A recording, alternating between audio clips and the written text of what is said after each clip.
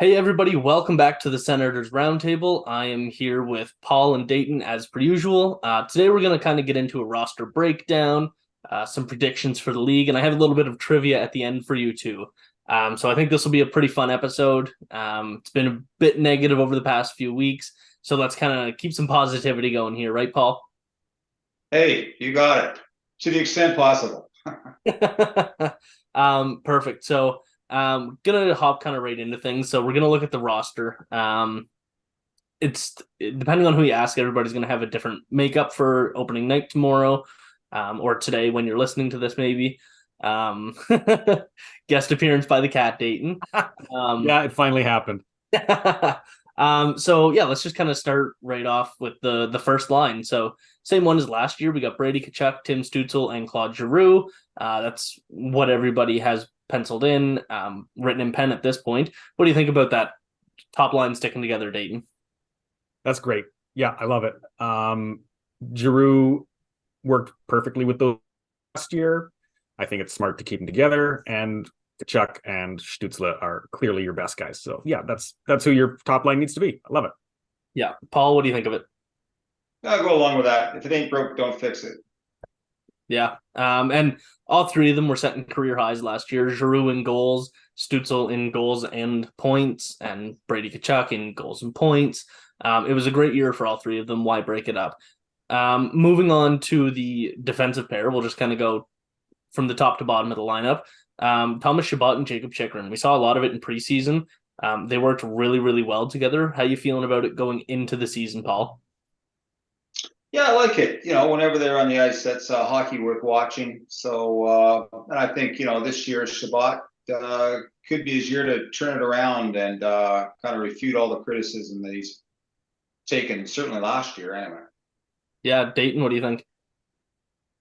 I think just like the top line, those are the two guys that are going to be on your top pairing. It's a no-brainer for me. Even if Chabot kind of had a bit of a down year last year, he's established as their top defender. And maybe he gets challenged by either Chychrun or Sanders. Sanderson. I had a brief brain lapse at this for a second. I think right now he's the top and he should be there. Yeah, I agree. And then it's been interesting because in preseason, Chabot has been on the right side, something he has not done in his career yet. But looks pretty comfortable. I like that Chychrun.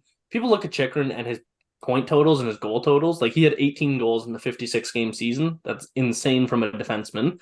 But he's just as good, if not better, defensively. And I think he's going to be a really good balance to Chabot. And obviously can jump up into the offense. So like you look at somebody like Dylan DeMello, he's widely regarded as the best partner for Chabot, but he would never really chip in offensively. And so it would always just be Chabot jumping up. I really like having Chychrun on that other side so that if Chabot does kind of commit back on defense, which we haven't seen a ton of, but it's definitely possible, he's a defenseman, then Chychrun is more than capable of leading the play as well. Headed up to the second line. Let's go right now. The most recent practice lines have Matthew Joseph, Ridley Greig, and Drake Batherson.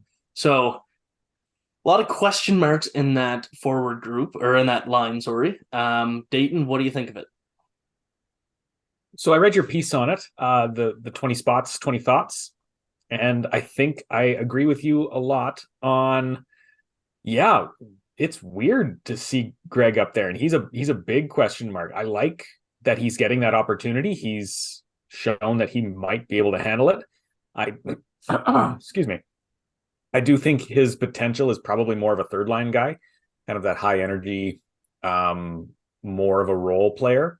But if he can bring the offensive power alongside Batherson, kind of replacing Norris for the time being, that's great. I think he's probably the best option to do that at the moment.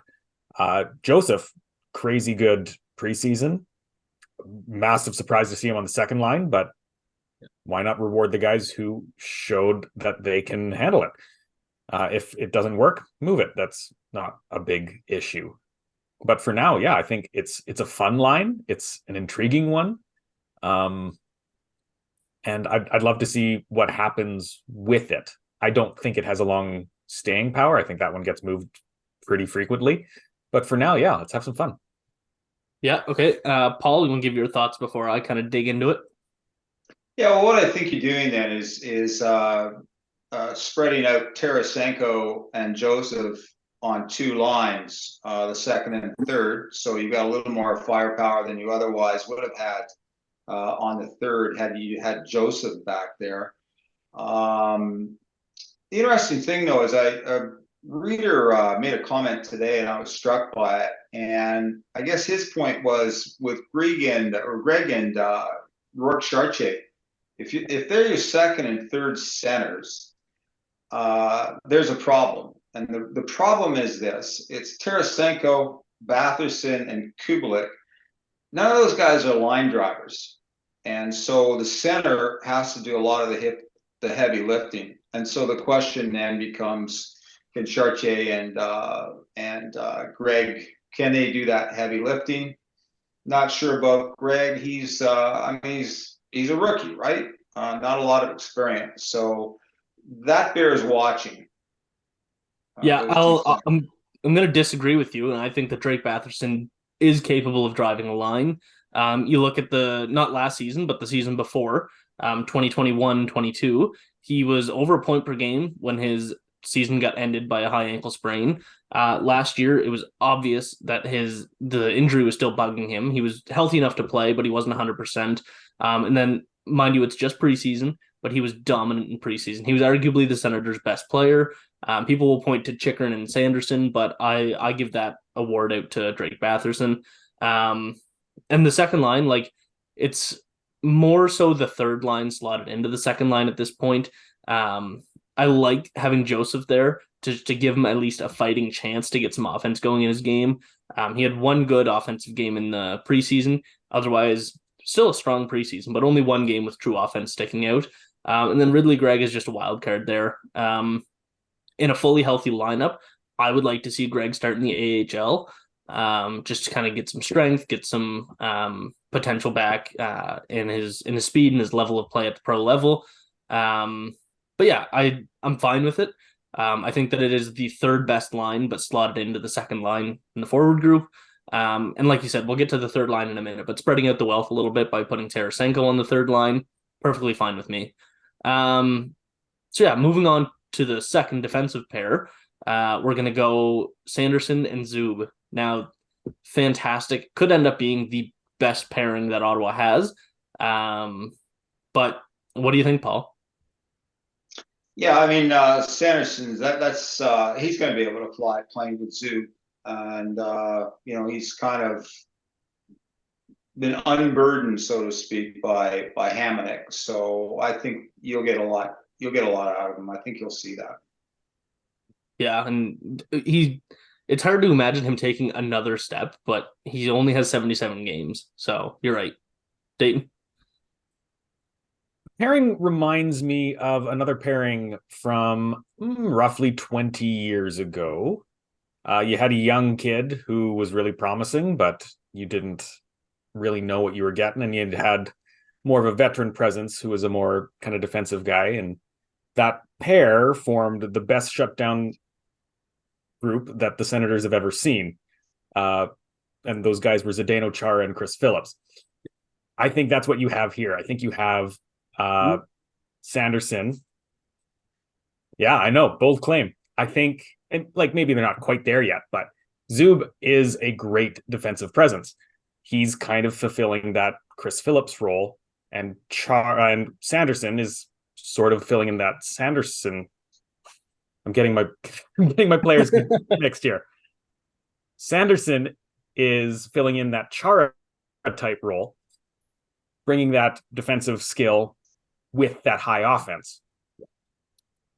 And I think I agree with you in that could be one of their best pairings, and I love it on the second line there. It's great. There's a lot of potential there.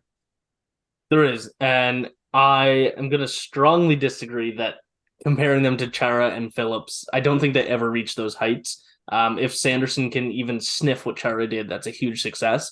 And I don't see Zub ever getting anywhere close to Phillips. I get the dynamic between the two. I get what you're saying.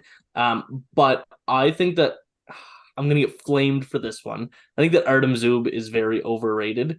I think he has such a fun name to say that everybody loves him. Everybody loved him the day that he arrived in Ottawa.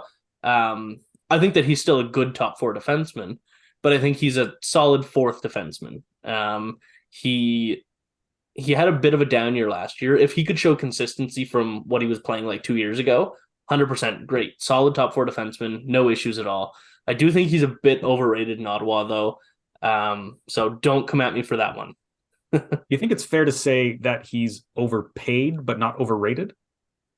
I would say he's over both. He's not overpaid by a ton, but he's definitely over it. Like, people compare him to some of the best defensive defensemen in the league, and he's not even close to that. He's really, really good. I'm not saying that he's a bad defenseman by any means, but I do think that he is a step lower than a lot of people rate him. Okay, nobody's yelling at me. That's good. We'll save it. All right, so now we're kind of halfway through the skaters, so let's just kind of stop in the crease. Korpisalo and Forsberg. Obviously, they both look really good in preseason. They only allowed, what was it? I think 17 goals in 8 games or something like that. Like, it was ridiculous, and that includes the 6-game preseason finale. The Ottawa's goaltending was great other than that game, and that was Sogard in net too. So what do you think of the tandem, Paul? Well, talk about people coming at you. I'm going to call them league average. And when I go on social media and even some hockey pundits, they'll be talking about Ottawa's elite goaltending and what a duo they're going to be. They're better than what Ottawa's had in the last number of years, but I think that's an exaggeration. They're spot on league average, and if they do what they've done at their best in previous years, I don't think you can call. Well, there's other things that DJ would have to worry about other than goals. So it's covered, is what I'm saying. Okay, but the only thing. So I don't disagree, but I don't agree. I don't really know where I sit with that. So Forsberg, who knows what he's going to be this year? He looked great in preseason, like I said. He has 2 kind of full seasons by his standards. Like, he's not playing 60, 70 games, but 2 seasons in Ottawa. He finished his first year with a .917 save percentage on a terrible team. Yeah. And then last year he finished with a .901. So he's going to land somewhere in the middle of this year, I expect, at about a .910. I think that if both of them can be like around a .910, perfectly fine. Dayton, what do you think? Yeah, I wouldn't go as far to say as they're elite, but it's definitely above average goaltending. Forsberg has shown that he can handle maybe not a super heavy workload, but he can be a solid 1B. Korpisalo, they're banking a lot on his performance last year, which was really strong. I don't see why he can't repeat that with a decent defense core in front of him. And everything points to the Senators actually having a decent defense core now. So I'm comfortable with the goaltending. Of course, it could be better, but I don't know how much better it needs to be. That's pretty solid. I really like that assessment. It's not the best in the league by any means, but it's more than enough for what the Senators need right now, especially because if you look at them as a whole group, the Senators' defense was the most impressive part of all of preseason. So now this is a very, very loaded conversation. But right now, Josh Norris, Shane Pinto, and it's really hurting their chances for the playoffs at this point, and the season hasn't even started yet. So Josh Norris still he didn't play a preseason game. He's practicing with the team. He's listed as day-to-day as per DJ Smith. He's not going on LTIR. Who knows what's going on with that? And Shane Pinto, not signed. The team has $62,180 in cap space. They don't have anything close to, and that's with the bare minimum on their roster. And Zach McEwen is out. So the team is going to be playing with 11 forwards and 6 defensemen. They're playing shorthanded in the first game of the season. Not a lot of confidence being instilled with this whole situation. Where do you sit? And take this wherever you really want to, this question. Where do you sit with this whole situation right now, Dayton? That is a loaded question. Okay. Gotta collect some thoughts here. In regards to the Senators making the playoffs, I'm still not that worried. Not having Norris and Pinto really hurts those chances. I'm not going to lie. But last year, they didn't have Norris. And they had Pinto, let's be real, for like half the games that he actually played. He wasn't very good in his last half, and he kind of got shuffled and buried as far as I can recall. Yeah. So what? Pinto played 20 games last year? Something like that?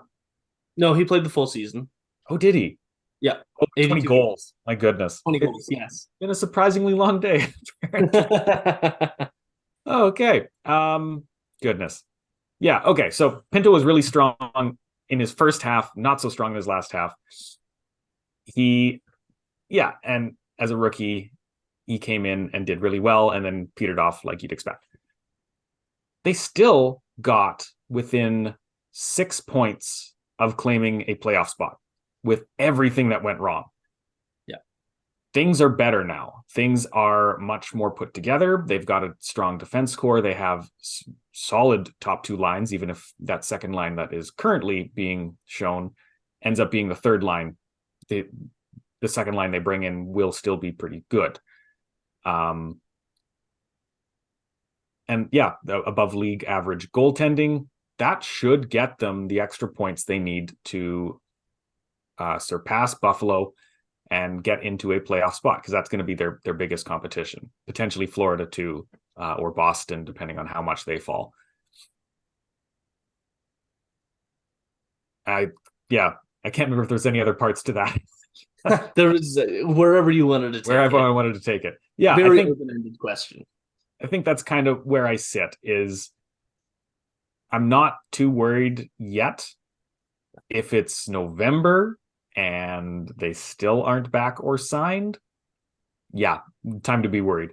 But for now, I think the playoffs are still well within their target. As of today, October 10th, I would be very, very worried about the playoff hopes. This team already struggles to start right out of the gate. Yes, they have better defense. Yes, they have better goaltending. Yes, they even have better wingers. Center depth is the most important part of a team. And right now, you got Rourke Chartier and Mark Kastelic on your third and fourth line. And even above that is Ridley Greig, who has 20 games of NHL experience. He looked good in them, but he's only got 20 games. And even at the pro level as a whole, he doesn't have a ton of experience. I think that there's a lot of reason for concern. And it all stems to the Senators are starting shorthanded in the first game of the season. They haven't even really made a close playoff push. They were kind of in it to the end of last year. They're already in this miserable cap situation. They don't have their third line center signed. I don't know. It's a big problem, and I don't know what it's going to take to fix it at this point. Paul? Yeah, I'd be really worried. 5 reasons I'd be worried if I were coaching the Senators. Like you say, they're in the absence of Pinto and Norris, they're really weak down the middle. You ain't going to win much in this league if you don't have a strong center. Their bottom 6 scoring, well, that's a problem again. And it's been a problem for the last few years. I would worry about a slow start. Take a look at the schedule they've got in October. That's bad. And then November's worse. So it's not easy. And then there's the division they play in. It's a really tough division. I was reading Dylan Larkin's remarks, the captain of the Red Wings, and they asked him, hey, what's it like playing in the Atlantic Division? 2 words, it's hell, according to Larkin. So it's competitive. They've got a lot of superstars, a lot of teams coming up. Ottawa's in tough. Despite all the hype you read about the Senators, they're not head and shoulders above anybody else in that division. And then finally, and I know you guys disagree, but their D's average. There's nobody elite on that back end that they've got. Adequate, but league average. So sure, if I were a Sens fan, I'd be worried about the prospects of making the playoffs. It doesn't look good for them.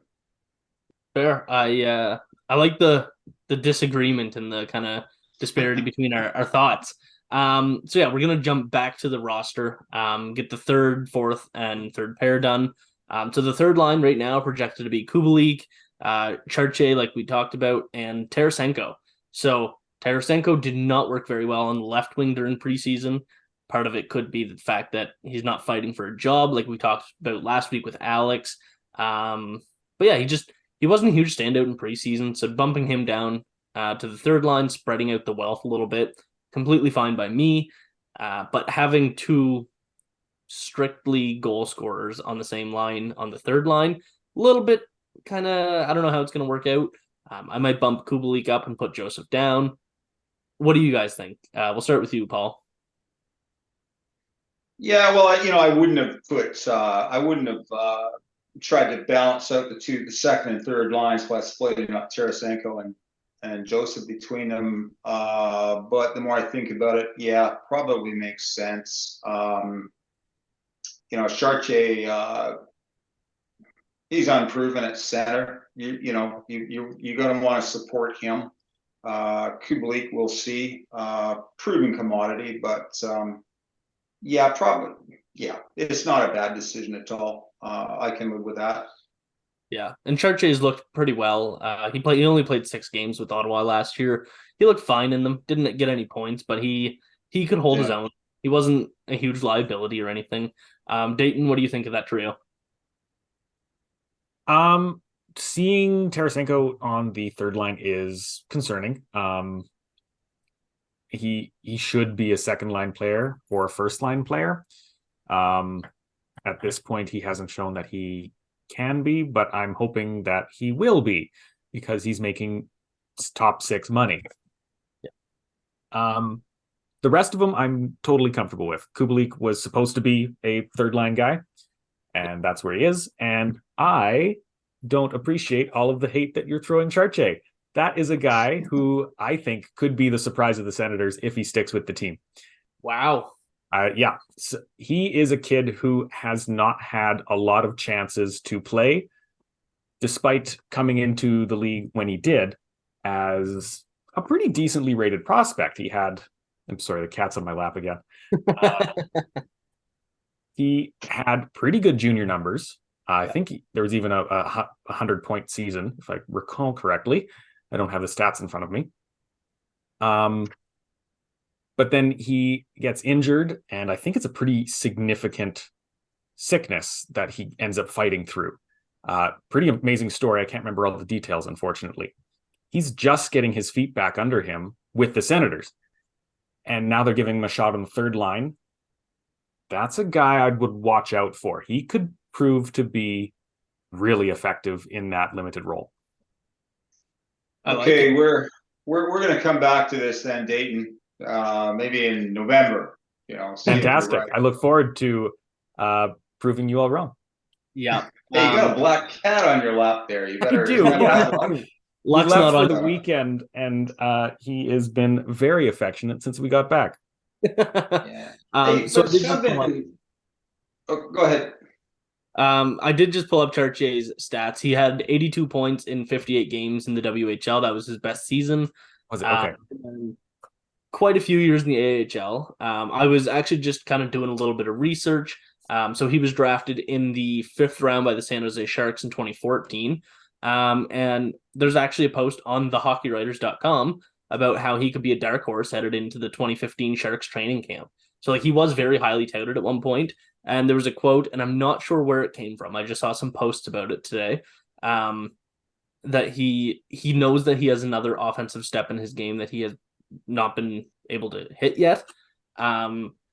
So yeah, I'm not sure. He's still flirting with a point per game in the AHL. Usually about a 0.75 by the looks of things. Just with my quick math. So yeah, he's 27. He's not an up and coming guy, but I don't hate that. I do think that there is the chance that he is something. So yeah, I don't mind that at all. Okay, third pair. Eric Brannstrom, Travis Hamonic. We're going to kind of go through the third pair and the fourth line pretty quick. I know actually there might be a lot to say about the fourth line. So, real quick, what do you think about the bottom defensive pair? I'll start, I guess. I have very few thoughts. I think Brannstrom is great. I think Hamonic is maybe not needed, but he's been good so far. It's a third pairing that's pretty solid. Yeah, good enough. That's what I think of Hamonic. Good enough. Paul? Yeah, Brannstrom, he's turned into a serviceable defenseman. I guess the question for me is who's number 7? I guess that's Max Gwinnett. One of the things I'll point out is, there's a lot of, dissatisfaction, unhappiness with Thompson and Bernard Docker being put on waivers. But, back to my point, I don't think those guys right now are NHL caliber players. And, what's interesting is Thompson's back in town. Anaheim they took a look under the hood and there's nothing there as far as they're concerned. Ottawa's got him back, and JBD cleared waivers and got no interest whatsoever. So I think that tells you something about their value on the open market. If Ottawa gets lucky, they may be able to develop them into some trade pieces at some point, but I don't see them as part of the long-term future with the club. Fair enough. And in a press conference today with Ryan Bonus, he did say that there is definitely a plan in place for Thompson, Sokolov, and Bernard Docker. He said, unfortunately, these decisions have to be made sometimes, but they do really value those players still. It was just the way money is and all that. They had to send them down and unfortunately clear waivers, but they have all 3 back in the AHL. Whatever. The whole situation's over with. We talked about asset mismanagement, giving up on prospects and all that kind of stuff. Everybody has their thoughts. Obviously, 31 other NHL teams don't always agree, but here we are. So fourth line. Right now, it's projected to be Yuri Smejkal, Mark Kastelic, and Parker Kelly. Zach McEwen is out. Not sure exactly what this line is going to look like. Tomorrow, Ottawa might not be able to recall Smejkal yet. So it might just be Kelly and Kastelic on the fourth line. But the projected line includes Smejkal too. So what do you think of that, Dayton? I like it. I like Smejkal that he made the roster. He definitely deserved it. And Kastelic, he's been a solid fourth line center. I'm glad that he is back. And Kelly, I'd prefer someone else, but on the fourth line, I don't have a lot of thoughts. If you're going to put somebody there, might as well be him. Yeah, and you kind of alluded to my 20 thoughts and 20 spots on 20 spots piece earlier. I really like what Kelly brings. He just doesn't bring enough to support it. Like, I love the energy, the tenacity, all that kind of stuff that he brings. The team loves him. He likes to stir up the pot, but he doesn't bring any offense and not very much defense. But I love the energy, so I want to like him in that spot. Paul, what do you think of it? I'd like that fourth line better if Yarventi were there. And if I had my druthers, Smejkal instead of McEwen. Yeah. And the argument against having Yarventi on the fourth line would be that he's not necessarily defensively responsible, that the fourth line is going to go out and shut down the other top end guys. But having him he earned a spot in the lineup. I know that the biggest issue that he's not in the lineup is that he only has 20 games or so of experience at center at the pro level. So that was the only thing that really held him back.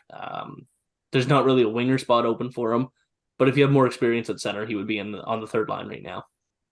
Hasn't he had experience though at wing? I've got him, I was looking him up. He was at one point playing left wing or something.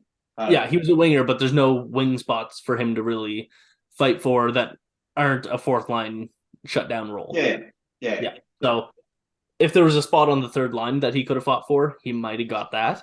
But really all it was available to him was a center spot, and he's just not ready for that. So real quick, here's a message from the Hockey Writers, and we will be right back. Interested in writing for the Hockey Writers? If you have experience writing about hockey, are passionate about the sport, and are looking to take your writing to the next level, the Hockey Writers could be the place for you. Here at THW, you will have the opportunity to hone your craft at one of the world's largest and most respected hockey publishers. You will have control over what you write, be able to seek out media credentials, and be supported by a large network of writers and editors. Plus, you'll get paid for doing it. If you're interested and want to know more about team openings and requirements, please visit the Write for THW page on the Hockey Writers website. A link to that page is also listed in the description. All right, welcome back, everybody. So we're not really going to do our traditional over-under today, and in lieu of that, we're going to do predictions. So right ahead of the season starting, we've already probably covered all of these topics over all of the episodes, whether it was the Senators Roundtable or the actual Roundtable series put on by the Hockey Writers. We've kind of talked about all these things, but let's kind of put them all together and talk about it. So same thing as the over-under, just give me your answer in about a sentence or two. We're just going to kind of fly through these ones. And then, like I said, I have some trivia for you afterwards. So let's start with the Senators, Art Ross. Who's going to get the most points and how many? Let's start with you, Dayton. I think the easy answer is Tim Stutzle, and I think he gets 101. Breaks that 100-point barrier for the first time since Danny Heatley, I believe. Okay, Paul? Oh, just to be controversial, I'll say Stutzle, and he'll get 100. Not 101. Whoa, the controversy. I'm going to say Stutzle, and I'm going to say, and it hurts, but 94. I think there's just more offense to go around in the top six, especially if Norris is back. He's going to take a step forward, but maybe not a big step forward in point total. Okay, most goals. Let's start with you, Paul. And how many? Sorry. Stutzle, 50. Hitting 50. I like it. Dayton? I'm going to go with Brady. He's going to get 42. I'm going to go with Brady at 48. I think that he's going to kind of take another big step. Kind of contradict myself and say there's more offense to go around, especially Norris bringing in more goals. But I don't know. Brady Tkachuk, 48. MVP of the season. So who's going to be the holy savior for the Ottawa Senators in 2023-24? Paul? I sound like a broken record here, but MVP would be Stutzle again. I mean, the kid's going to be a superstar, face of the franchise. So yeah. Dayton? I don't think the Senators get to the playoffs without Brady Tkachuk. He is the heart, and he is going to be the driving force. He may not lead the team in points, but yeah, he's their MVP. Just to be different, I don't think that this team gets to the playoffs without Jake Sanderson. I think that he might not even end up being the quote-unquote best defenseman this year, but he's going to be the most valuable player to this team. And just the role that he plays, the stability. So that's my take. Best goaltender. Who wins the Sens Vezina? Dayton? I'm going to go with another easy pick. It's Korpisalo. He came in as the top guy. He has the bars to be the top guy. And I think Forsberg behind him will propel him to be the top guy. Good teamwork. Okay, Paul?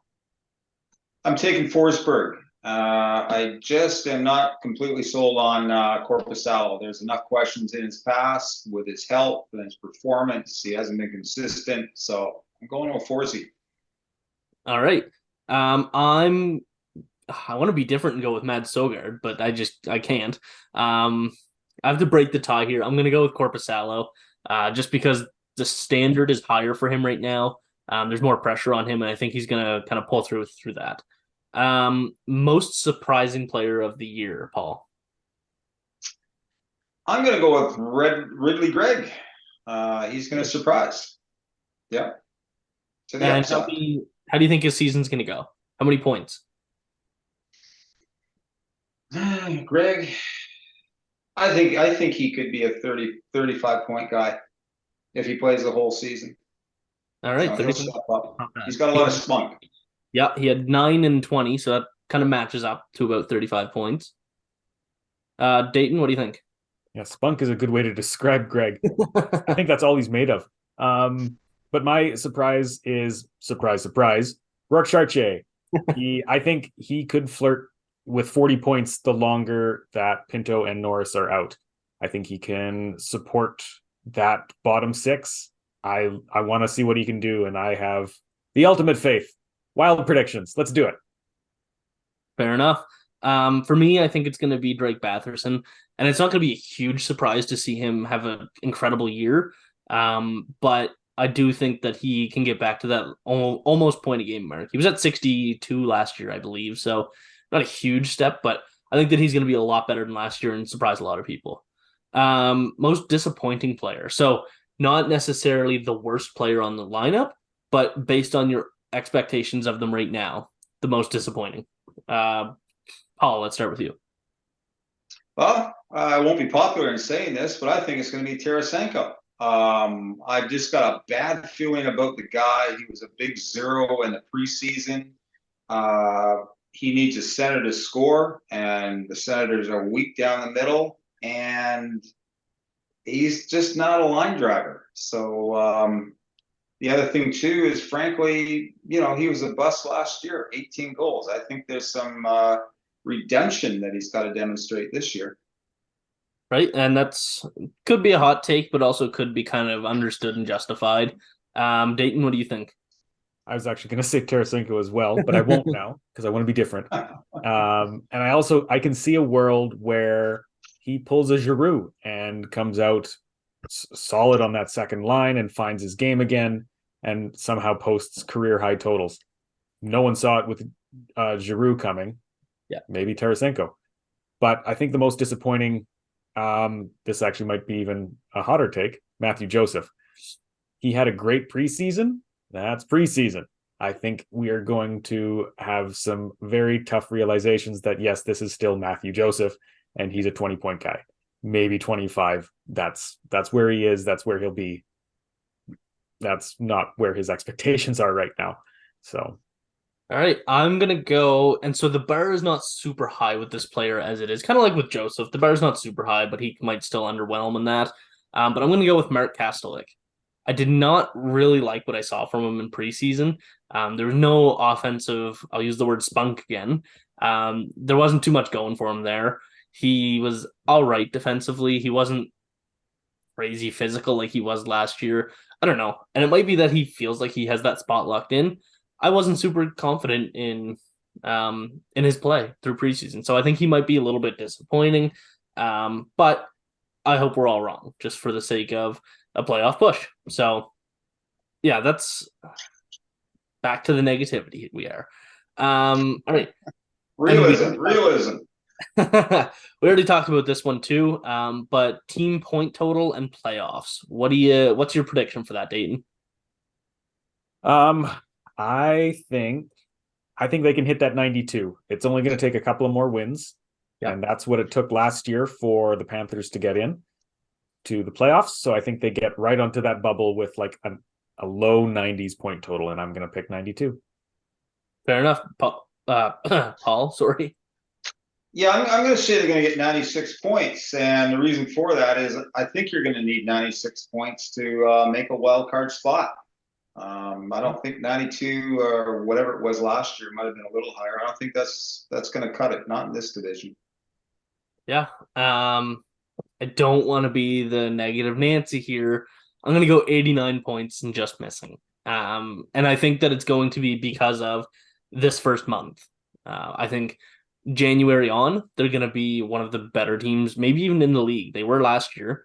The record from, I think it was February to the end of the season, they were one of the best. I think that another slow start is going to bite them this year. Hope I'm wrong. Groundhog Day. I know. Just like the movie Groundhog Day. You just can't escape this. Can't escape it. Mm-hmm. So that's our main predictions for the season. If you have any more you'd like to hear from us, I guess next time you hear from us, it will be after the season has started, but leave them in the comments or leave your over underlines in the comments wherever. Probably easiest to comment on YouTube, but you can tweet at us on Twitter as well. So let's close things out with some trivia.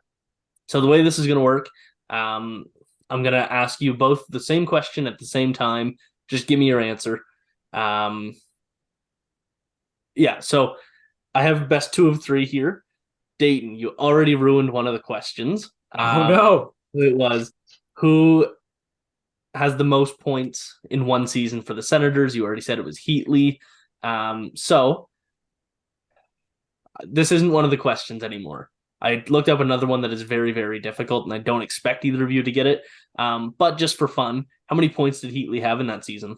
105. Okay. I didn't know how many people knew that. I wrote a post on it like a couple of weeks ago. Had all that research. Of course you did. All right, let me get this question up here. So I make sure I know the right answer. All right. Who was the first draft pick by the Ottawa Senators? Alexei Yashin, wasn't it? Correct. Dayton gets point number 1. All right. This is a tougher one. If you can't get it, I will give you multiple choice answer. What was Jason Spezza's first number? It wasn't like 14, was it? No. All right. I'll give you multiple choice here. 90, 19, 44, 39. What's your no clue? I'm going to go with 39. That feels like a call-up number. Paul, do you want to throw a guess? 90. There's got to be a 9 in there somewhere. It was 44. 44. I know, it's a tough one. Why? And then this one, I don't expect either of you to get this. Who scored the most points in the Senators' first season? I know this. Oh no. What's his name? Was he the defenseman? I don't. He or was was. it Turgeon? It was not. That's who I thought it was as well. Okay, then it's the defenseman that I can't remember his name right now. McIver. Yes, Norm McIver. Very, very impressive Dayton. I love it. I would have guessed Turgeon before. Hats off. Yeah, hats off to you. Very, very impressive. So you win this week. We'll revisit this at some point.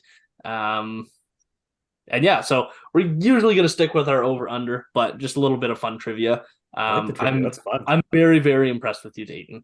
Sorry, where's Norm McIver? Where's Norm McIver now, Dayton? Where's he now? That's a great question.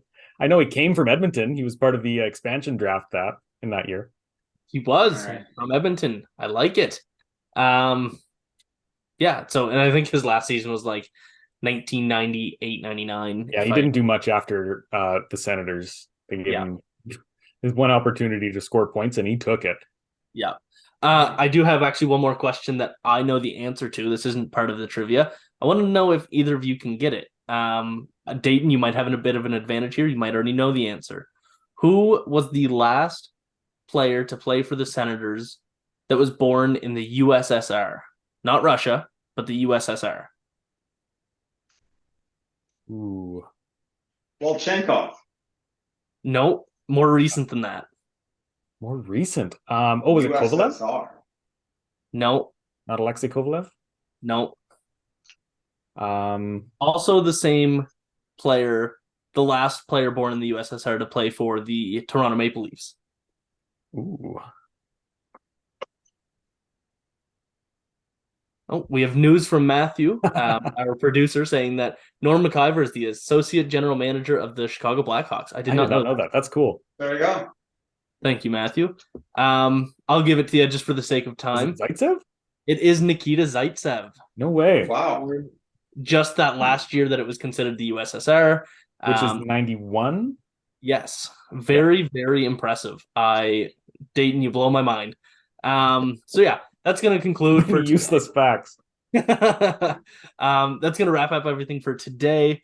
Thank you all for tuning in, and make sure to leave some support at all of our Twitter handles and our content at thehockeywriters.com, and make sure to subscribe to the Senators Substack. And we've gone premium now, so we offer a free Substack to get a newsletter twice a week in your mailbox. But we also have some premium content that we're going to be rolling out over the next couple days. Very, very exciting stuff. So thanks for tuning in. Hope you enjoyed, and see you next time.